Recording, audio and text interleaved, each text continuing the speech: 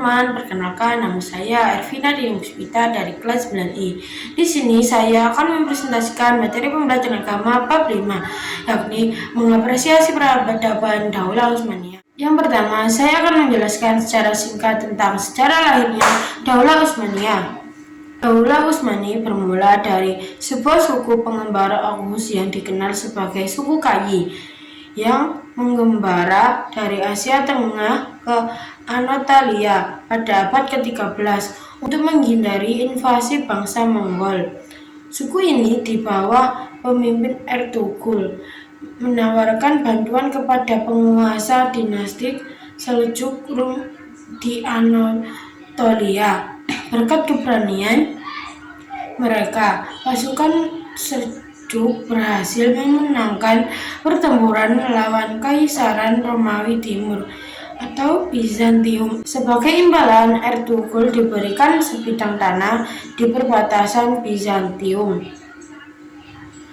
di wilayah Sogod, yang kemudian menjadi basis kekuasaan mereka. Setelah wafatnya Ertugrul, kepemimpinan dilanjutkan oleh putranya, Osman I. Pada tahun 1299 Masehi, di tengah pelemahannya kekuasaan dinasti Seljuk, Osman I mendeklarasikan kemerdekaan wilayahnya dan mendirikan Daulah Utsmani. Nama Utsmani sendiri diambil dari nama pendirinya, Osman, yang dalam bahasa Arab disebut Utsman. Selain Osman I, ada nama-nama tokoh yang memimpin dalam masa awal berdirinya Daulah Utsmaniyah. Yang pertama yakni Utsman I, 699 sampai 726 Hijriah atau 1299 sampai 1326 Masehi.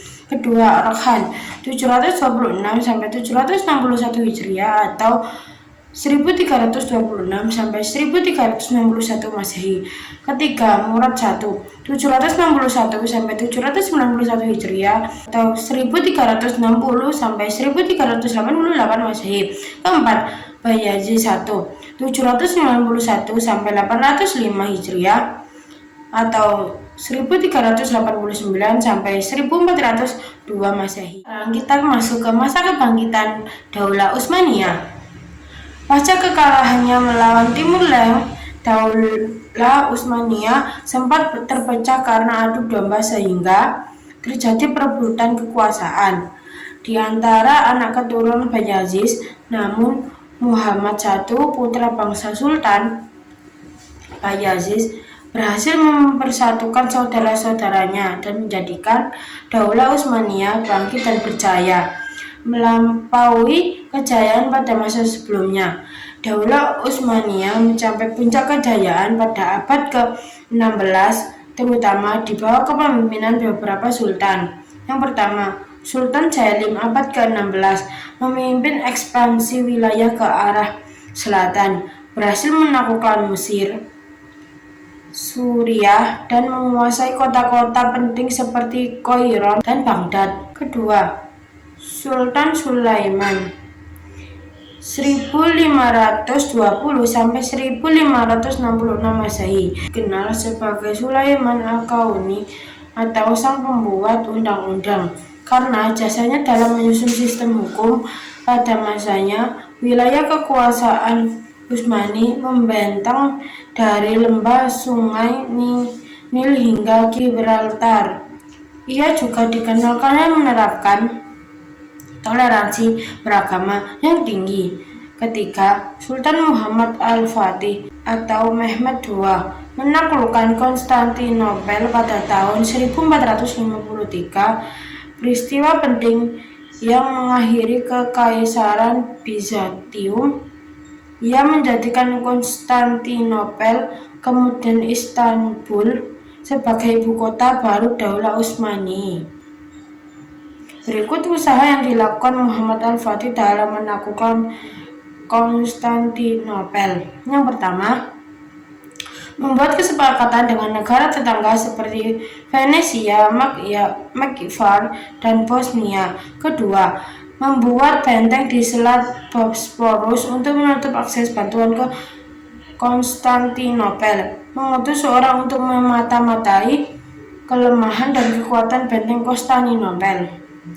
Keempat, memerintahkan Tarkhan Pasha untuk menemui saudara kandungnya Kaisar Konstantinopel agar tidak mengirim bantuan ke Konstantinopel.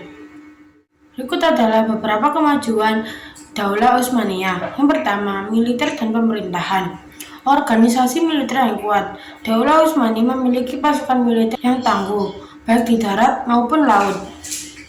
Pasukan Janissary membentuk pasukan elit bernama Janissary yang berperan penting dalam ekspansi wilayah.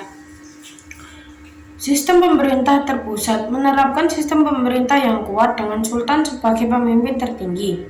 Sistem Millet menerapkan kebijakan toleransi beragama melalui sistem Millet.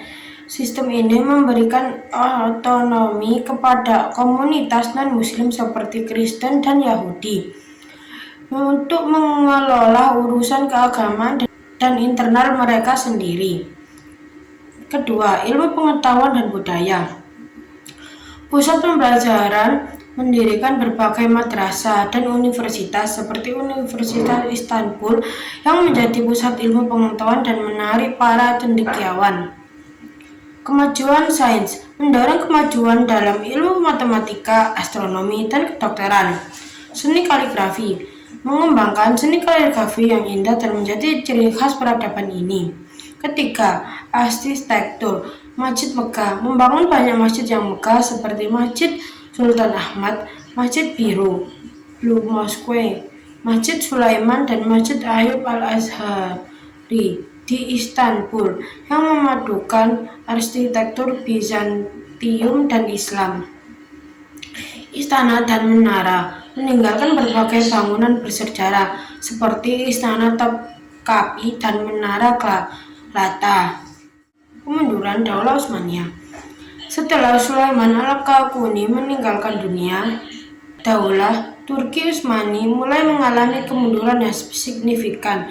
Daulah Utsmaniyah banyak kehilangan wilayahnya, banyak muncul pemberontakan, perebutan kekuasaan, dan krisis kepemimpinan. Para sultan yang menjadi khalifah setelah Sulaiman Al-Qaquni tersebut yakni sebagai berikut. Ada beberapa faktor-faktor kemunduran Daulah Utsmaniyah. Yang pertama, faktor internal, kelemahan kepemimpinan. Munculnya sultan-sultan yang lemah dan tidak cakap setelah era Sulaiman I, yang lebih banyak menghabiskan waktu di istana. Konflik internal, terjadi kontrak kepentingan dan intrik di kalangan elit politik yang memecah belah kekuasaan. Kelemahan semangat militer. Pasukan Janissary yang dulu menjadi kekuatan utama justru melakukan pemberontakan berulang kali dan melemahkan internal kerajaan. Kemunduran ekonomi. Perekonomian yang membusuk akibat kekalahan perang dan salah urus keuangan. Wilayah terlalu luas. Wilayah kekuasaan yang terlalu luas membuat kontrol pusat menjadi sulit dan rawan pemberontakan di daerah-daerah. Faktor eksternal, serangan bangsa Eropa. Serangan berulang dari negara-negara Eropa yang memanfaatkan kelemahan Utsmani. Kemajuan Eropa, perkembangan ilmu pengetahuan dan teknologi di Eropa, terutama militer, tidak diikuti dengan baik oleh Daulah Utsmani. Gerakan nasionalisme, munculnya gerakan-gerakan nasionalisme di wilayah taklukan yang ingin memerdekakan diri. Gerakan politik sekuler, adanya gerakan politik sekuler yang dipimpin oleh tokoh seperti Mustafa Kemal Atatürk yang akhirnya mengakhiri kekhalifahan Utsmani. Masa keruntuhan Daulah Utsmaniyah. Setelah sekian lama mengalami kemunduran, Daulah Utsmaniyah dilanda berbagai krisis, baik pada bidang ekonomi, politik, maupun militer, hingga akhirnya Kesultanan Turki memasuki masa reformasi di bawah pemerintah Sultan Abdul Hamid II dan keturunannya, yang merupakan sultan terakhir sebelum Turki berubah namanya menjadi Negara Republik pada tahun 1924 Masehi dengan nama Republik Turki. Hal-hal yang terjadi pada masa kemunduran Daulah Turki Utsmani. Kurang meratanya tingkat pendidikan warga Daulah Utsmaniyah. Kedua, kemerosotan akhlak sebagian pemimpin Daulah Utsmaniyah. Ketiga, kekuatan militer yang melemah. Keempat, alokasi finansial untuk biaya peperangan yang sangat besar. Kelima, terjadinya perpecahan di dalam wilayah Utsmaniyah.